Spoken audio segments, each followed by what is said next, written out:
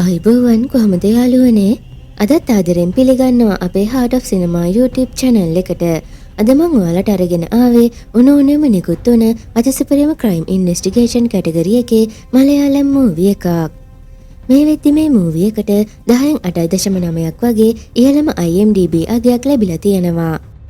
ඉතින් බලන්න හැමෝම අවසානයේ කරකවලා අතයින සමත් වෙන මේ movie එකේ නම තමයි ත්‍රිඩම්. කතාව ගැන කෙටියෙන් කිව්වොත් අලුතෙන් පත්වීම් ලැබපු SI කෙනෙක් එයාගේ රාජකාරි බාර ගන්න කුෂිනිලම් කියන නගරයට එනවා. ඉතින් මේ පොලිස් බල ප්‍රදේශයේ අපරාධයක් සිදු වෙන්නේ නැති තරම්. හැබැයි අලුත් SI ආවට පස්සේ මේ ප්‍රදේශයේ ඝාතන කිහිපයක්ම සිදු වෙනවා. ඒ මනසිරු හඳුනා ගන්න බැරි විදිහට නරක වෙලා තමයි හමු වෙන්නේ. ඔය අතරේ තමයි මේ SIට එක හොඩුවාවක් හමු වෙන්නේ. මෙතනින් පස්සේ නම් අපි කවුරුවත්ම හිතන්නේ නැති දෙයක් තමයි සිදු වෙලා තියෙන්නේ. ඉතින් අපි බලමු මොකද්ද මේ ඝාතනා විරහස කවුද ඒව කරන්නේ ඒ මොකටද කියලා. ඉතින් මූවි එකට යන්න කලින් ආදරෙන් මතක් කරන්න ඕන ඔයාලා අපේ වීඩියෝ බලන්නේ channel එක subscribe නොකර. ඉතින් මේ වගේ අලුත්ම movies ඉක්මනින්ම බලන්න අපේ channel එක subscribe කරලා වීඩියෝ එකට like එකක් දාන්න අමතක කරන්න එපා.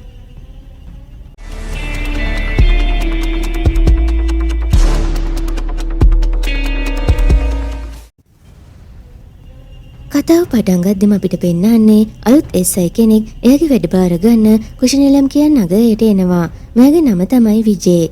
ඉතින් එයා ගොඩක් ආසාවෙන් ඉන්න මේ රස්සාව කරන්න. කොහමද විජේ පාර අහගෙන පොලිස් ස්ටේෂන් එකට එනවා. අනිත් නිලධාරීන් විජේව ගෞරවයෙන් පිළිගන්නවා. ඉතින් මෙතන වයසම කෙනා තමයි ක්‍රිෂ්ණන්. ක්‍රිෂ්ණන් අනිත් නිලධාරීන්වත් විජේට හඳුන්වලා දෙනවා. මෙතන ආනන්ද් කියන්නේ නිලධාරියා නෑ. එයාගේ අම්මට අසනීප නිසා එයා නිවාඩු දාලා ඉන්නේ. ඉතින් මේ වෙලාවේ විජේ ක්‍රිෂ්ණන්ගෙන් අහනවා ඉන්ස්පෙක්ටර් කෝ කියලා. ඒකට ක්‍රිෂ්ණන් කියනවා මාස 7ක ඉඳන් මේ පොලිස් ස්ටේෂන් එකේ ඉන්ස්පෙක්ටර් කෙනෙකුයි SI කෙනෙකුයි නෑ කියලා. විජේ ඒ අයියවම ක්‍රිෂ්ණන් කියනවා මේ ඝාතන සිදු වෙන්නේ නැති තරම් කියලා. ඊට පස්සේ විජයාගේ ක්වාටර්ස් එකට යනවා. ඉතින් එයා ගියාට පස්සේ වින්ද කියන තරුණ නිලධාරිනිය ක්‍රිෂ්ණන්ගෙන් අහනවා SI විවාහ වෙලාද ඉන්නේ කියලා. ඒ කියන්නේ වින්දට SI ගැන කැමැත්තක් ඇති වෙලා තියෙනවා. ඉතින් ඊට පස්සේ විජයාගේ කාමරයට එනවා. විජය සූදානම් වෙන්නේ DYSP මුණ ගැහෙන්න යන්න. මොකද මෙහි ඉන්ස්පෙක්ටර් කෙනෙක් නැති නිසා එයා රාජකාරීට වාර්තා කරා කියලා ඉහ නිලධාරියට දැනුම් දෙන්න ඕන. ඉතින් ටික වෙලාවකට පස්සේ විජයාගේ නිල ඇඳුමත් ඇඳගෙන පොලිසියට එනවා. පොලිස් ස්ටේෂන් එකේ හැමෝම එයාට සැලුට් කරනවා. වින්ද ගොඩක් ඕනකමින් තමයි අලුත් SI දිහා බලන්නේ. කොහොම හරි මෙතනින් පස්සේ විජේ ක්‍රිෂ්ණන් එක්ක DYSP ළඟට යනවා. DYSP විජේට කියනවා ඒ පොලිස් ස්ටේෂන් එකේ ඉන්ස්පෙක්ටර් කෙනෙක් නැති නිසා ඔයා ඉන්ස්පෙක්ටර්ගේ රාජකාරිය කරන්න කියලා. එතනින් පස්සේ ක්‍රිෂ්ණන් විජේව මේ ප්‍රදේශය පෙන්වන්න එක්කන් යනවා. ඒ වගේම ගමේ රහට කැම වේලකුත් රස විඳිනවා. මෙයාලා එතනින් එද්දි ක්‍රිෂ්ණන් කියනවා අපේ ආනන්ද් ඉන්නෙත් මේ පාරෙමයි කියලා. ඒ වෙලාවේ විජේ කියනවා එහෙනම් අපි එහෙටත් ගිහින් එමු. එයාගේ අම්මා අසනීපෙන්න ඉන්නේ කියලා. ඔන්න ඊට පස්සේ මේ අය ආනන්දගේ ගෙදරට එනවා. ඇවිත් ආනන්දගේ අම්මටත් කතා කරනවා. ඉතින් මේ විදිහට දවස් කිහිපයක් ගෙවිලා යනවා. ක්‍රිෂ්ණන් වින්දිය වගේම තව නිලධාරීන් කිහිප දෙනෙක්ම ඉන්නේ මේ පොලිස් ක්වාටර්ස් එකේම තමයි.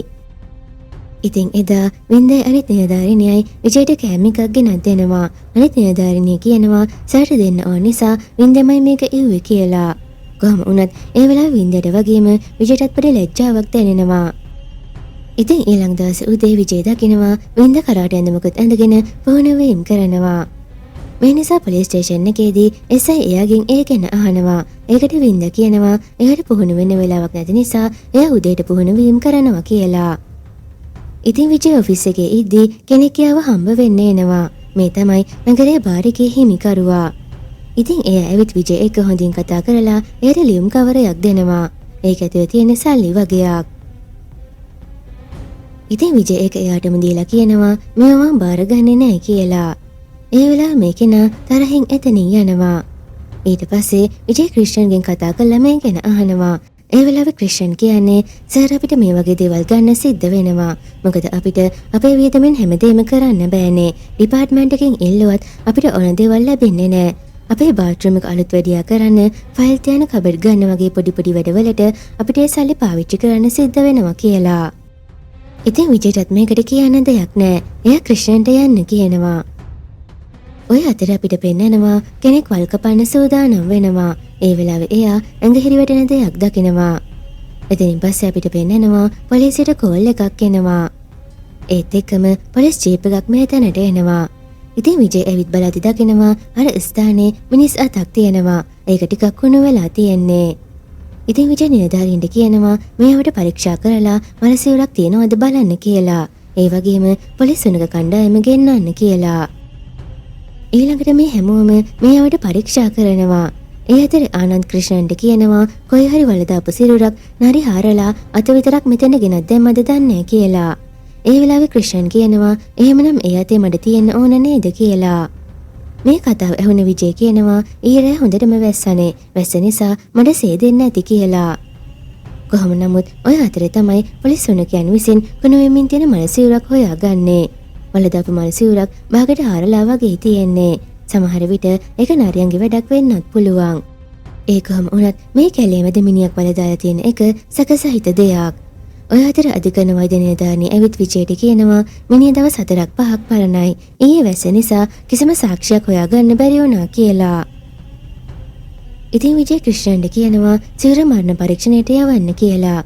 ඒ වගේම මේ පළාතේ අතුරුදහන් වුණ අයගේ විස්තර එකතු කරන්න කියලා.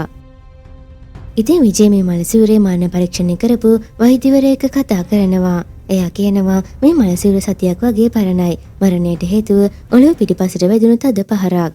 මීගේ කෙනා වයස 30-35ක් වගේ වුණ පිරිමි කෙනෙක්. බොහෝ දුරට ඔළුවට පහර දීලා තියෙන්නේ යකඩ පොල්ලකින් වගේ දෙයකින්. ඒ වගේම ශරීරයේ ගොඩක් තැලීම් තියෙනවා.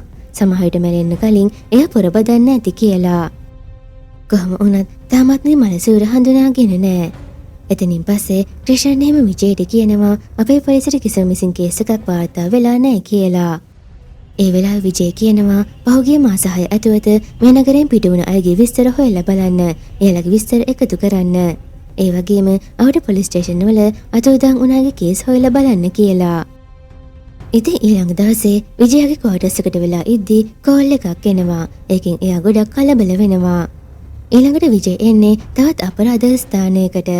ඉතින් මේක හොරකමක් මුල්ලමය ආයතනයක මංකොල්ලයක් සිදු වෙලා තියෙනවා. විජය එතෙන්ට එන ගමන් නිලධාරියකින් අහනවා CCTV කැමරා තියෙනවද කියලා. ඒකට නිලධාරියා කියනවා CCTV කැමරා තියෙනවා. හැබැයි ඒ හැම එකටම ආවරණයක් යොදලා තමයි හොරකම සිදු කරලා තියෙන්නේ කියලා. ඉතින් විජය බැංකුව ඇතුළට එනවා. මේ හොරු බැංකුවක සේප්පුවක් ගලවලා ජනේලයකින් එළියට අරගෙන තියෙනවා. ඒ සේපුව ඇතුලේ රන් පවුම් 125ක් සහ මුදල් ලක්ෂ 50ක් තිබිලා තියෙනවා. ඉතින් විජය මේ බැංකුවේ මැනේජර් හමු වෙනවා. එයා තමයි මේ සිද්ධිය මුලින්ම දැකලා තියෙන්නේ. ඉතින් එයා උදේමේදී දකිනවා බැංකුවේ මුරකරුවා සිහිය නැතුව ඉන්නවා. ඒ වගේම බැංකුවේ ගේට්ටුව භාගයට ඇරිලා තියෙනවා. ඉතින් මුරකරුගෙන් ඇහුවාම එයා කියනවා ඊරෑ හොඳටම වැස්ස. 3 දෙනෙක් මගේ පිටිපස්සෙන් ඇවිත් මාව අල්ලගෙන සිහිය නැති කරා කියලා. ඊළඟට මේ හොරුන්ගෙන් එක්කෙනෙක් CCTV කැමරාවලට තින්ත එකක් ස්ප්‍රේ කරනවා. ඒ නිසා මොකොත් පේන්නේ නැතුව යනවා. ඉතින් විජය මේ දර්ශනය CCTV වීඩියෝ වලින් බලනවා.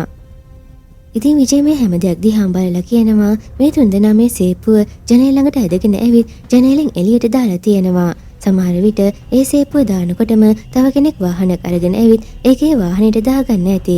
ඊට පස්සේ එයාලත් පැන ගන්න ඇති කියලා. විජය කියනවා ඒ කියන්නේ එයාට උදව් කරන්න 4 වෙනියෙකුත් ඉන්නවා කියලා. මේ වෙලාවේ තව නිලධාරියෙක් කියනවා එහෙම නැත්නම් එයාලා වාහනයක් කලින්ම එළිය නවත්තලා තියලා සේපුව ඒකට දැම්මද දන්නේ නැහැ කියලා. ඒකට විජය කියනවා එහෙම වෙන්නත් පුළුවන් කියලා. කොහොම නමුත් ඊරෑත් වැස්ස නිසා කිසිම සාක්ෂියක් ඉතිරි වෙලා නැහැ. ඉතින් මෙතනින් එළියට එද්දී බැංකුවේ හොරකම ආරංචි වුණ මිනිස්සු එතෙන්ට එකතු වෙලා ඉන්නවා. විජයට මේ වෙලාවේ ලොකු බයක් දැනෙනවා. මොකද එයා ආව ගමන්ම ගොඩක් දේවල් සිද්ධ වුණා. ඉතින් විජය මෙතනින් යන්න සූදානම් වෙලා ආපහු මේ මිනිස්සු දිහා බලනවා.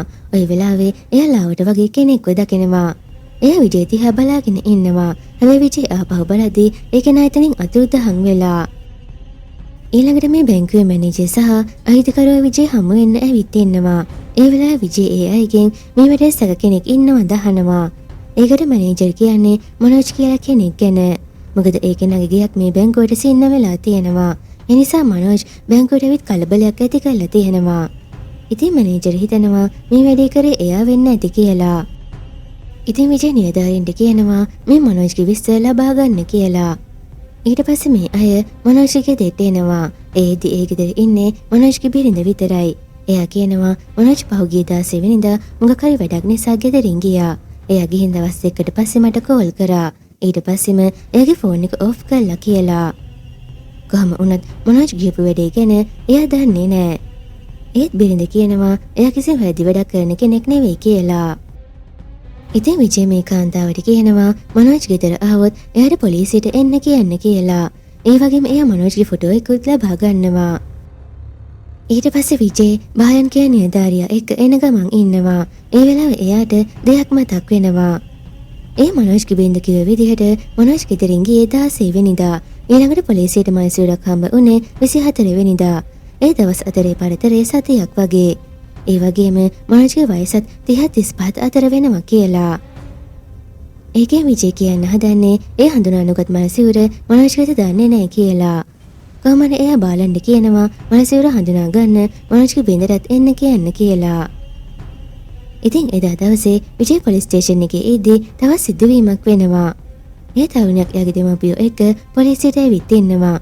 මොකද එයාගේ පෙම්වතා එයාව බ්ලැක්මේල් කරලා ලක්ෂ 5ක මුදලක් ඉල්ලනවා. ඉතින් විජේ පොලිස් නිලධාරිණිය එක්ක වෙනම කතා කරනවා. එයා මේ නිලධාරිණියට කියනවා මේ ප්‍රශ්නේ දුරද ගියවන්නේ නැතිව මුලින්ම ඔයයි වින්දේ සිවිල් ඇඳුමින් ගිහින් මේ ගහන් ළමගේ නෑදෑවෙන අය වගේ ඒ තරුණයා එක්ක කතා කරලා බලන්න. ඔයාලා පොලිසියෙන් කියලා දැනගන්න තියන්න එපා කියලා. ඉතින් මේ අතරේ නිලධාරියෙක් විජේට කියනවා මේ ගමේ මధు කියලා මිනිස්සෙක් මේ හොරකම සිදු වුණ බැංකුවට ගොඩක් ණය වෙලා තියෙනවා. ඒ නිසා එයා දිවිනසාගෙන තියෙනවා. ඉතින් මේ මధుට පුතාලා දෙන්නෙක් ඉන්නවා. එක්කෙනෙක් සුනීෂ්, අනිත් කෙනා කිරන්. මధుගේ මරණයෙන් දවස් 3කට පස්සේ සුනීෂ් අතුරුදහන් වෙලා තියෙනවා. එයා අතුරුදහන් වෙලා දැන් මාස 2ක් වෙනවා. හැබැයි එයාගේ ගෙදරින් කිසිම පැමිණිල්ලක් දාලා නැහැ කියලා.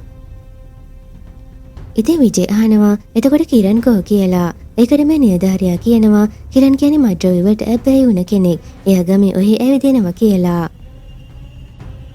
ඔන්න ඊළඟට විජේ මේ සුනේෂ්ගේ දෙට එනවා. ඒදි එහි ඉන්නේ එයාගේ අම්මා විතරයි. අම්මා කියනවා සුනේෂ් මාස 2ක් තිස්සේ ගෙදර ඇවිත් නැහැ කියලා.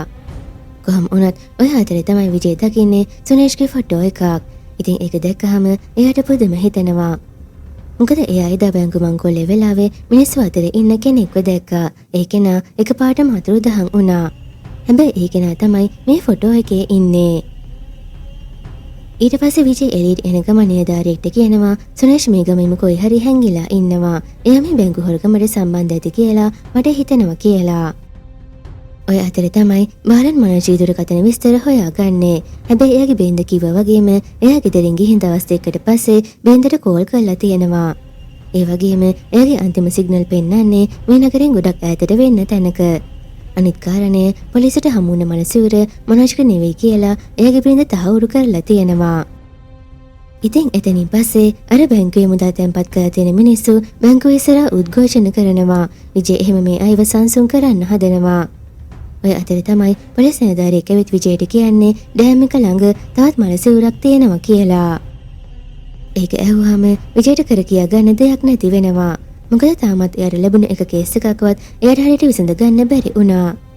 කොහොමරි මේ හැමෝම එතෙන් එනවා. මේ මනසිවුරේ කම්බයක් ගැට ගහලා ඒ කම්බේ කෙළවරේ ගලකුත් ගැට ගහලා තියෙනවා. ඉතින් විජේ මේ මනසිවුරත් මරණ පරීක්ෂණයට යවනවා. ඉතින් වෛද්‍යවරයා කියනවා මේකත් කලින් වගේම ඔලුවට වැදුණු පහරක් නිසා සිදු වුණු ඝාතනයක්. ඒ වගේම මේ කෙනත් වයස 30-35 වුණ පිරිමි කෙනෙක් කියලා. ඒ වෙලාවේ විජේ අහන්නේ ඒ කියන්නේ මේ ඝාතන දෙකම කරේ එකම කෙනෙක්ද කියලා. ඒකට වෛද්‍යවරයා කියනවා එහෙම වෙන්නත් පුළුවන් කියලා. මෙතනින් පස්සේ විජේ DYSP මුණ ගැහෙන්න ඇවිත් ඉන්නවා. ඉතින් විජේ කියනවා ඝාතන ලකුණු දෙන්නගෙම සිවුරු තාම හඳුන ගන්න බැරි වුණා. ඒ වගේම බැංකුවේ සිදුවන මංකොල්ලයට අපි දෙන්නෙක්ව සැක කරනවා. අපි පුළුවන් තරම් ඉක්මනට ඒ දෙන්නව අත්අඩංගුවට ගන්නවා කියලා. ඉතින් DYSP කියනවා මේ මංකොල්ලයි අර ඝාතන දෙකයි අතරේ මොකක් හරි සම්බන්ධයක් තියනද කියලා හොයලා බලන්න. සමහර විට මේ ඔක්කොම එකම නූල් බෝලක පොටවල් වෙන්න පුළුවන් කියලා. ඒ වගේම එයා කියනවා මට ඒලින් බලපෑම් එනවා. ඔයාට අත්දැකීම් නැති නිසා ඔයා මේ කේස් එකෙන් අයින් කරන්න කියලා. ඒ නිසා මේ ගැන හොයන්න වැඩි කාලයක් ගන්න එපා. පුළුවන් ඉක්මනට මේක විසඳන්න කියලා. ඊට පස්සේ විජේ එයාගේ නිලධාරීන්ට කියනවා අපිට මේ කේස් එක සැහැල්ලුවට ගන්න බෑ. අපිට ඉහළින් ලොකු බලපෑමක් එල්ල වෙනවා. ඒ නිසා අපි අද ඉඳන් හැමදාම රාට මුල සංචාරය වැඩි කරන්න ඕන. කොහොම හරි මේ ඝාතකයව කොටු කරගන්න ඕන කියලා. ඉතින් එදා ඉඳන් විජේ මේ කේස් එක ගැන අලුතින් හිතන්න පටන් ගන්නවා. එයා පළමු මල් සිවුර හම්බුණු කැලෑවට දෙවෙනි සිවුර හම්බ වුණ ඩෑම් එක ළඟට වගේම අර මංගොල්ලේ සිද්ධ වුණ බැංකුව ගාවට ගිහින් ආයෙම පරීක්ෂා කරලා බලනවා. ඊට පස්සේ විජේ සුනීෂ්ගේ මල්ලි කිරණ පොලිසියට ගෙනලා එයාගෙන් සුනීෂ් ගැන අහනවා. හැබැයි කිරණ කියනවා අයියා කොහෙ ඉන්නවද කියලා මන් දන්නේ නැහැ. එයාගේ ෆෝන් එකක්වත් වැඩ කරන්නේ නැහැ කියලා. ඉතින් ඇත්තටම මේ කිරණ හොඳට මඩ්‍රෝවේ වලට ඇබ්බැහි වුණ කෙනෙක්. කොහොම වුණත් විජේ කිරණ්ට කියනවා ඔයා දැන් ගෙදර යන්න. හැබැයි අපිට නොකිය නගරයෙන් පිට යන්න එපා කියලා. කොහමරි එදා රෑ වින්දගෙන් විජේට කෝල් එකක් එනවා. වින්ද කියනවා මකී මලේ පැත්ත කෙනෙක්ගෙන් පොලිසියට කෝල් එකක් ආවා. එයා කිව්වා මකී මලේ කැලෑව පැත්තට මලසිරක් ඔසවගෙන කෙනෙක් යනවා දැක්කා කියලා. ඉතින් මේක ඇහුවම විජේ කලබල වෙනවා. එයා මේ ගැන එයාගේ නිලධාරීන්ටත් කියනවා. ඊට පස්සේ මේ හැමෝම මකී මලේ කැලෑව පැත්තට යනවා. ඉතින් මේ අය ඒ කැලෑවට ඇතුල් වෙලා අර කෙනා ඉන්නවද කියලා බලනවා. මේ වෙලාවේ අපිට පෙන්නනවා කවුරු කෙනෙක් බිම දිගේ මලසිරක් කැලෑව ඇතුළට ඇදගෙන යනවා. ඉතින් විජේ හොඩුවාවක් හොයාගෙන කැලේ ඇතුළටම යනවා. ඒ වෙලාවේ එයා කාගේ හරි මලසිරක් දැකලා ඒ පැත්තට දුවගෙන යනවා. ඉතින් ඇත්තටම එතන කාගේ හරි මලසිරක් තියෙනවා. ඉතින් විජේ දකිනවා ඒ මලසිරේ සාක්කුවේ රන් මාලයක් තියෙනවා. ඉතින් එයා ඒක අතට අරන් බලනවා. හැබැයි ඒ වෙලාවේ කවුරු කෙනෙක් සැඟවිලා ඉඳලා විජේගේ ඔළුවට පහර දෙනවා. ඒකෙන් එයාට සිහිය නැති වෙනවා. ඉතින් මේ සද්දය බාලන් කියන නිලධාරියට ඇහෙනවා. ඒ නිසාම එයා ඒ සද්දය ආව පැත්තට දුවගෙන එනවා. ඒ වෙලාවේ තමයි බාලන් දකින්නේ විජේ බිම් වැටිලා ඉන්නවා. ඉතින් බාලන් ඒ පැත්තට යනවා. හැබැයි අර කෙනා සැඟවිලා ඉඳලා බාලන්ගේ ඔළුවටත් පහරක් ගහනවා. ඉතින් මේ සද්ද ඇහුණ අනිත් නිලධාරිනුත් මේ තැනට එනවා. ඉතින් ඒ දකිනවා එයාලගේ එස්සයි බිම් වැටිලා ඉන්නවා. කොහමද ඊළඟ දවසේ උදේ වෙද්දී විජේට සිහිය එනවා. හැබැයි එයා දැන් ඉන්නේ රෝහලේ. ඉතින් බාලන් ඊයේ සිද්ධ වෙන දේ ගැන විජේට පැහැදිලි කරනවා. මේ වෙලාවේ විජේ ක්‍රිස්ටියන්ගෙන් අහනවා මං ඒ සිවුර ළඟ මාලයක් දැක්කා. ඒක දැන් කොහෙද කියලා.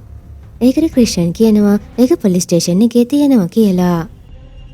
කොහමද මේ වෙලාවේදී ක්‍රිස්ටියන් කියනවා ඊයේ අපි හොයාගත්ත සිවුර කාගේද කියලා අපි අඳුනගත්තා. ඒක මන්නේ කියලා දෙමළ ජාතිකයෙක්ගේ කියලා. ඉතින් එයා වැඩ කරලා තියෙන්නේ මේ ගමේ ඉන්න කොන්ත්‍රාත් කරුවෙක් ළඟ. ඒ නිසා විජේ මේ ගැන හොයලා බලන්න යනවා.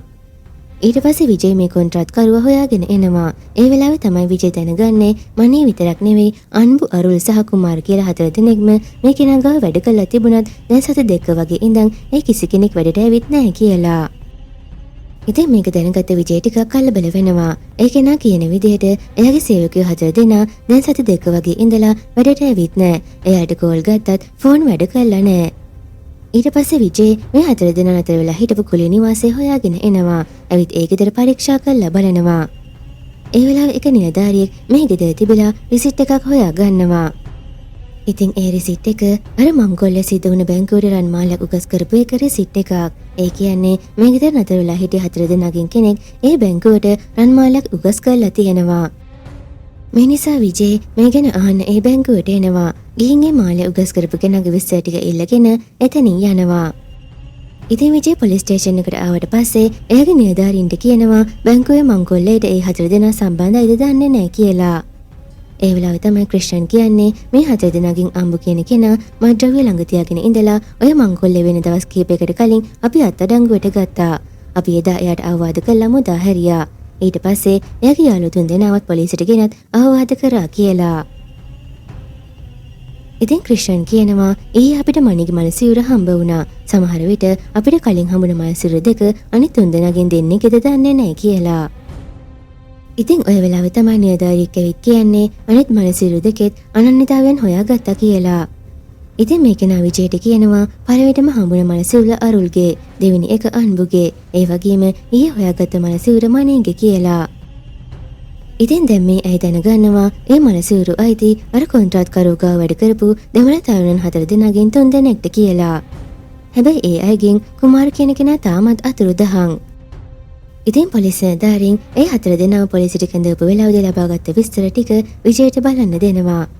ඉතින් දැන් නිලධාරීන් විජයට කියනවා මේ 4 දෙනාගෙන් 3 දෙනෙක් දැන් මිය ගිහින් ඉවරයි. ඉතිරි වෙලා ඉන්න කුමාරුත් ආගේ අතක් නැහැ කියලා. මේ වෙලාවේ ක්‍රිස්ටියන් කියනවා සමහර විට මේ 4 දෙනා එකතු වෙලා බැංකු මංගොල්ලේ කරන්න ඇති. ඊට පස්සේ එයාගේ යාළුවෝ 3 දෙනා මල්ලා දාලා කුමාර සල්ලිත් අරගෙන පැන ගන්න ඇති කියලා. මේ වෙලාවේ තමයි විජය කියන්නේ හොරකම් මුලින්ම සිද්ධ වුණා නම් අපිට එහෙම හිතන්න තිබුණා. ඒත් අපිට සොරකම් වෙන්න කලින් මුලින්ම මනසුරක් හම්බ වුණානේ කියලා. මේ වෙලාවේ වින්ද්‍යා තවත් උපකල්පනයක් කරනවා. එයා කියනවා මේ 4 දෙනා එකතු වෙලා මේ හොරකම සැලසුම් කරන්න ඇති. හැබැයි ඒකට අරුල් විරුද්ධ වුණ නිසා මේ 3 දෙනා එයාව මල්ලා දාන්න ඇති. ඊට පස්සේ අනිත් 3 දෙනා එකතු වෙලා මේ හොරකම සිද්ධ කරන්න ඇති කියලා. මේ වෙලාවේ බාලනුත් කියනවා බැංකුවේ CCTV වල තිබුණේ 3 දෙනෙක් බැංකුවට ඇතුල් වෙනවා. සමහර විට වින්ද කියන දේ හරි වෙන්න පුළුවන්. මේ 3 දෙනා හොරකම සිද්ධ කරන්න ඇති. ඊට පස්සේ කුමාර් කියන කෙනා එයාගේ යාළුවෝ දෙන්නා මරලා සල්ලි තරම් පැන ගන්න ඇති කියලා. ඉතින් මේ නිසා විජය කියනවා අපිට පොලිස් ස්ටේෂන් වලට අපි ගාව තියෙන කුමාර්ගේ ෆොටෝ එක යවන්න. අපි කොහොම හරි ඒ ගැන තොරතුරක් හොයාගන්න ඕන කියලා. ඉතින් විජයත් විශ්වාස කරනවා සිද්ධ වෙන්න ඇත්තේ ඒ දේ කියලා. ඔය අතරේ අපිට බැංකුවේ හිමිකරුවව පෙන්නනවා. ඉතින් ඒ කෙනා ඒ ගෙදර ඉඳන් කොයි හරි යන්න පිටත් වෙනවා. හැබැයි යා කාර් එක ගාවට ආවට පස්සේ තමයි දකින්නේ කාර් එකේ රෝද දෙකම හොලන්නේ නැහැ කියලා. ඉතින් ඒ කෙනා ඒ දිහා බල ඉන්නකොට කවුරු කෙනෙක් එයාගේ පිටිපස්සෙන් ඇවිත් එයාට පහර දෙන්න හදනවා. හැබැයි ඒ කෙනා එතනින් බේරිලා ගිහින් සංගවිලා පොලිසියට කෝල් එකක් ගන්නවා. හැබැයි ඒ වෙලාවේ ඒ කෙනාට තව කෝල් එකක් ආව නිසා අර පහර දෙන්න ආව කෙනා එයා ඉන්න තැන දැනගන්නවා. හැබැයි බැංකුවේ හිමිකරුවා කොහමද ඒ කෙනාගෙන් බේරිලා ඇවිත් එයාගේ කාර් එකට නගිනවා. ඉතින් අර කෙනා ඇවිත් කාර් එකේ ෂටර් එක කඩලා හිමිකරුවා මල්ලා දාන්න හදනවා. හැබැයි ඊට කලින් බැංකුවේ හිමිකරුවා කාර් එකේ හොර්න් එක ගහලා ගමේ අය මෙතෙන්ට ගෙන්න ගන්නවා. ඒ නිසා පහර දෙන්න ආව කෙනා එතනින් පැන ගන්නවා. කොහොම හරි ඔය වෙලාවෙම ඔතෙන්ට පොලිසියනුත් එනවා. ඊට පස්සේ ගමේ අය පොලිසිය එකතු වෙලා අර පැනලා ගිය කෙනාව හොයනවා. ඉතින් විජය දකිනවා ඒ කෙනා කැලේ ඇතුළට දුවගෙන යනවා. ඉතින් පොලිසිය දායනොත් එයාගේ පස්සෙන් කැලේ ඇතුළට යනවා. අවසානයේ විජයට පුළුවන් වෙනවා ඒ කෙනාව අත්අඩංගුවට ගන්න. ඉතින් ඇත්තට මේ වෙන කවුරුවත් නෙවෙයි මාස 2ක් තිස්සේ අතුරුදහන් වෙලා ඉන්නෝ කියපු සුනේෂ්. ඉතින් විජය සුනේෂ් පොලිස් ස්ටේෂන් එකට අරගෙන ඇවිත් එයාගෙන් ප්‍රශ්න කරනවා. ඉතින් සුනේෂ් කියනවා තාත්තමට ව්‍යාපාරයක් පටන් ගන්න අපේ ගෙදරේ බැංකුවේ උගස් තිබ්බා. හැබැයි ඒ බැංකුවේ ගිනිපුලිය ගෙවා ගන්න බැරිව අපේ ගෙදර බැංකුවට අයිති වුණා. ඒ දුක නිසාම මගේ තාත්තා සියදි වෙනස්සා ගත්තා. ඒ තරහටයි මට බැංකු හිමිකරුව මල්ලා දාන්න ඕන උනේ. ඒකයි මං අද සැඟවිලා ඉඳලා එයාට පහර දුන්නේ කියලා. ඉතින් මේ වෙලාවේ විජේ අහනවා ඔයා නේද අර දෙමළ තරුණයන් 3 දෙනා එක එකතු වෙලා බැංකුව මංකොල්ල කෑවි කියලා. ඒ වෙලාවේ සුනේෂ් කියනවා මං එහෙම දෙයක් කරේ නෑ. අඩුම මං ඒ 3 දෙනාව දැකලවත් නැහැ කියලා. එතකොට විජේ අහනවා එහෙනම් ඇයි ඔයා එදා මංකොල්ලේ සිද්ධ වුණාට පස්සේ බැංකුව ළඟට ආවේ කියලා. ඒකට සුනේෂ් කියනවා බැංකුවේ හිමිකරුව දුක් විඳින දිහා මගේ ඇස් දෙකෙම බලා ගන්න ඕන වුණා. ඒකයි මං එතෙන්ට ආවේ. හැබැයි මං බැංකුව මංකොල්ල කෑවේ නෑ. මම මේ මාස දෙක පුරාවටම මගේ යාළුවෙක් ගෙදර සැඟවිලා බැංකු හිමිකරුව මරණ සැලසුම් කරා කියලා. ඉතින් විජේ එයාගේ නිලධාරීන්ට කියනවා සුනේෂ් මිනිමැරීමට තත් කිරීමේ වරදට අත්අඩංගුවට ගන්න කියලා. ඒ වගේම සුනේෂ් නතර වෙලා හිටිය යාළුවා ගැනත් හොයලා බලන්න කියලා. කොහොම හරි ඊළඟ දවසේ විජේ බැංකු හිමිකරුවවයි බැංකුවේ මැනේජර්ව පොලිසියට කැඳවලා තියෙනවා. ඉතින් ඔය අතරේ තමයි ගමේ පක්ෂ නායකයාත් පොලිස් ස්ටේෂන් එකට ඇවිත් තියෙන්නේ. ඉතින් විජේ බැංකු හිමිකරුවගෙන් අහනවා ඔයා කියන විදිහට එදා හොරකම් කරේ කොච්චර මුදලක්ද කියලා.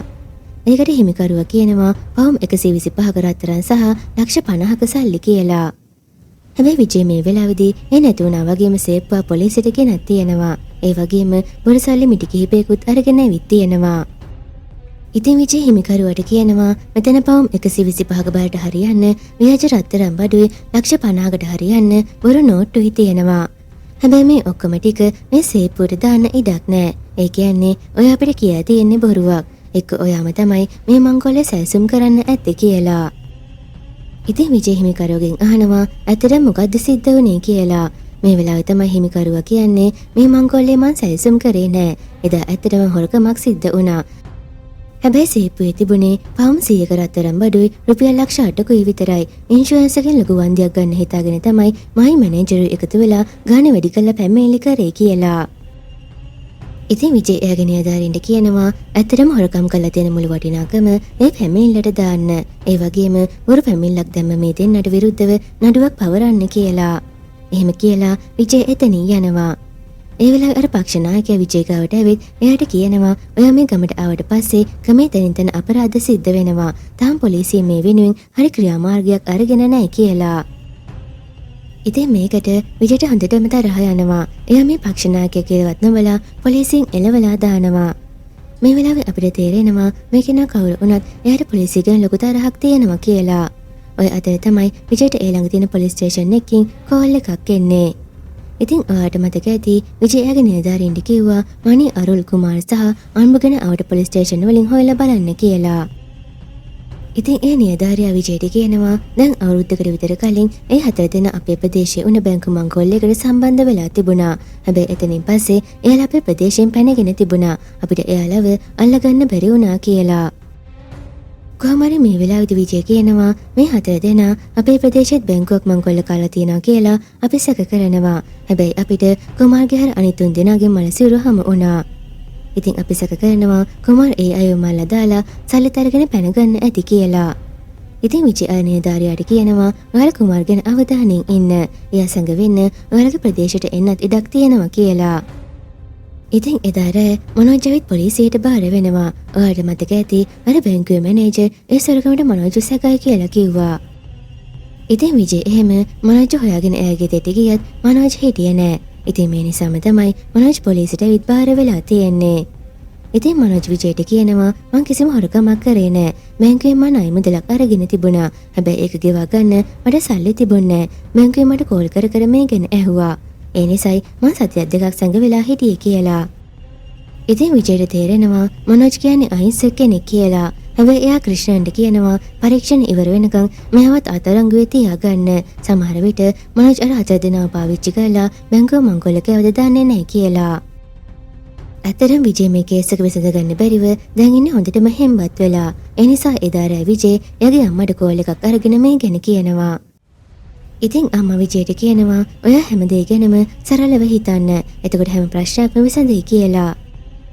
ඉතින් ඊළඟ දවසේ බාලනවිත් විජයට කියනවා සර් මට රතනන් කඩහිමියකින් කෝල් එකක් ආවා. ඒක නා කිව්වා ගෑනු කෙනෙක් එයාගේ කඩේට ඇවිත් මාළක් විකුණන්න හැදුවා. ඒක හොරකම් කරපු එකක් කියලා එයාට සැකයක් ආවා කියලා.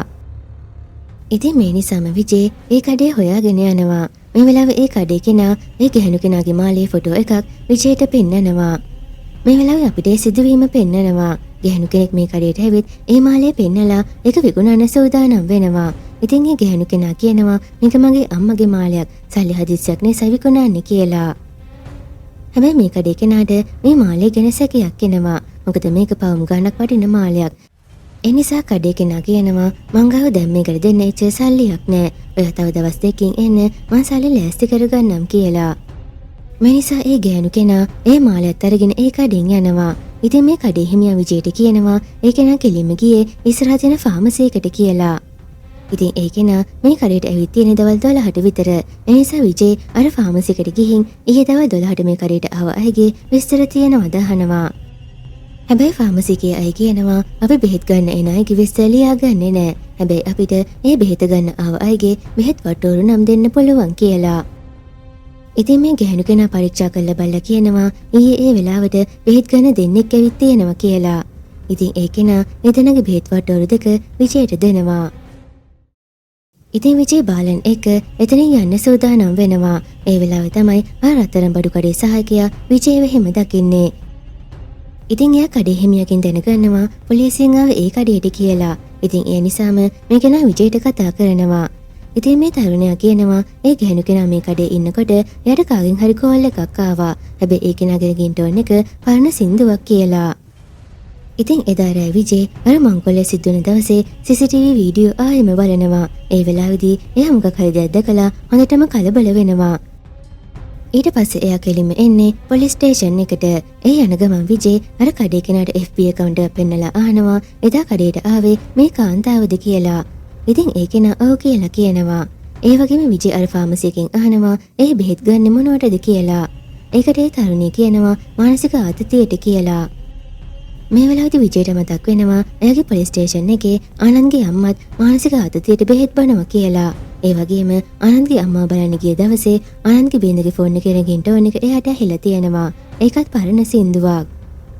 කොහමද මේ මතකයන් එක විජය පොලිස් ස්ටේෂන් එකට එනවා. එයා කෙලින්ම එන්නේ ආනන්ද ගාවට. ඇවිත් එයාට අර කඩේට ආව ගැහණු කෙනාගේ ෆොටෝ එකක් පෙන්නලා අහනවා මේ කවුද කියලා. ඒකට ආනන්ද කියනවා මේ මගේ බිරිඳ කියලා. ඉතින් විජේ අර මාලේ ෆොටෝ එකකුත් පෙන්නනවා. ඉතින් එයා ආනන්ද පහර දීලා අහනවා ඔයා නේද මේ මංගෝල්ලේ සැලසුම් කරේ කියලා. ඊට පස්සේ විජේ එතන ඉන්න තවත් නිලධාරියෙක් මෙතෙන්ට ඇදලා ගන්නවා. ඊට පස්සේ කියනවා මේක ඔය දෙන්න එකතු වෙලා කරේ කියලා. හැබැයි ආනන්ද ඒක පිළිගන්නේ නැහැ. ඉතින් ඒ මංගෝල්ලේ උන දවස් රාත්‍රියේ මුල සංචාරයේ ඉදිරිය තිබුණේ මේ නිලධාරීන් දෙන්නට. හැබැයි ඒ දෙන්න එදා කියලා තිබුණේ එයාලා බැංකුව මංගෝල්ල කාපු දවසේ බැංකුව පැත්තට ගියේ නැහැ කියලා. හැබැයි විජේ මේ අයට CCTV වීඩියෝ එකක් පෙන්නනවා. පෙන්නලා කියනවා මේ වීඩියෝ එකේ මංගෝල්ල කාර්යය තුන් දෙනා බැංකුවට ඇතුල් වෙන එක තියෙනවා. ඒ වගේම පොලිස් ජීප් එකේ ලයිට් එක නිමිනිමි පත්තු වෙන එකත් මේක සටහන් වෙලා තියෙනවා. ඉතින් එදා මුල සංචාරයේ ගියේ ඔය දෙන්න. ඒ කියන්නේ ඔය දෙන එදා එතන ඉඳලා තියෙනවා කියලා. ඉතින් අවසානයේදී විජේ වෛද්‍යකරුවන්ව හොයා ගන්නවා.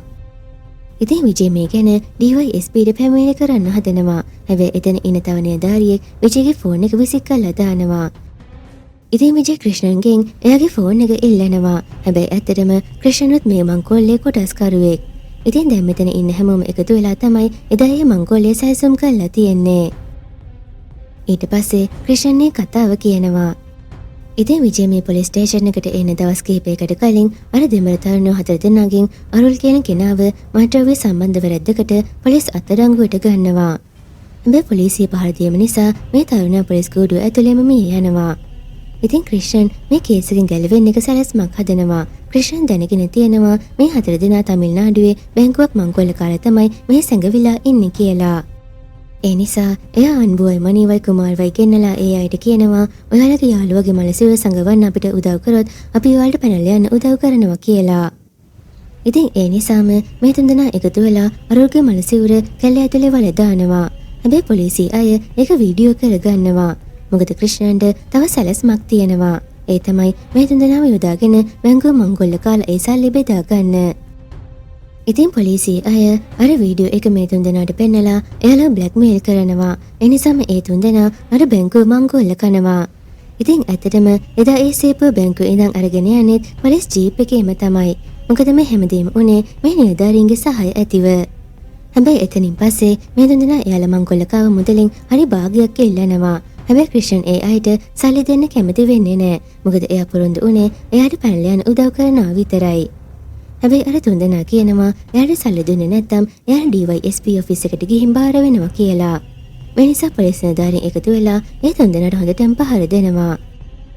ඉතින් අවසානයේ මේ අය එකතු වෙලා ඒ තුන්දෙනාවත් මහලා දානවා. හැබැයි ක්‍රිෂ්ණන් වෙනම සැලැස්මක් හදනවා. මොකද ඔය වෙද්දී නරින්ට පින් සිද්ධ වෙන්න පළවෙනිටම මරණ අරුල්ගේ මනසිවුර ගොඩට ඇවිත් තිබුණා. මේ නිසා ක්‍රිෂ්ණන් කතාවක් හදනවා මණී කුමාර් සහ අන්බු එකතු වෙලා අරුල්ල මල්ලා දානවා කියලා. ඒ වගේම ඊට පස්සේ ඒ තුන්දෙනා එකතු වෙලා අර බැංකුව මංගෝල්ල කනවා. ඊට පස්සේ ඒ සල්ලි තනියම අයිති කරගන්න හිතාගෙන කුමාර් අන්බුවයි මණීවයි මරලා දානවා කියලා. ඉතින් මේ නිසාම කුමාර් පැනලා ගියා කියලා අඟවන්න ඕන නිසා ක්‍රිෂ්ණන් ඇතුළු පිරිස එයාගේ සිරුර සංගවනවා. අන්බුගේ මණීගේ සිරුරු සාක්ෂි විනාශ වෙන විදිහට වැස්ස දවස් වලට අදාළ තැන් වලට ගෙනත් දානවා. ඉතින් මේ කතාව ගොඩනගෙන විදිහට මේ නිලධාරීන් ටික සාක්ෂි නිර්මාණය කරා. ඉතින් මේ වෙලාවේදී විජේ DYSP කාර්යාලයට යන්න සූදානම් වෙනවා. හැබැයි එයාට මේ පොලිස් ස්ථානයෙන් එළියට යන්න වෙන්නේ නැහැ. මොකද වින්ද්‍යා ඉස්සරහට ඇවිත් විජේට පහර දෙනවා. ඒ කියන්නේ වින්ද්‍යාත් මේ අයගෙම කෙනෙක්.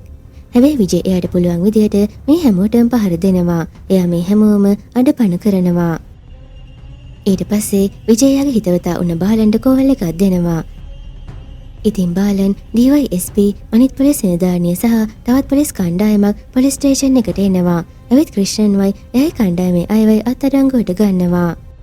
ඉතින් අවසානයේදී විජේට පුළුවන් වෙනවා පොලිසිය ඇතුළෙම ඉඳලා මිනිමැරුම් 4ක් සහ මංගෝල්ලයක් සැලසුම් කරපු නිලැඳුම් ඇඳගත් අපරාධකාර කල්ලිය නීතිය රැහැනට කොටු කරගන්න. ඉතින් මෙතනින් මේ සුපිරි මූවි එකත් අවසන් වෙනවා. අද මූවි එක ඔයාලා රස විඳ නම් අපිව සබ්ස්ක්‍රයිබ් කරන්න, ලයික් කරන්න, ෂෙයා කරන්න. අපි තවත් මේ වගේ සුපිරි මූවි එකකින් ආයෙත් හම්බ වෙමු.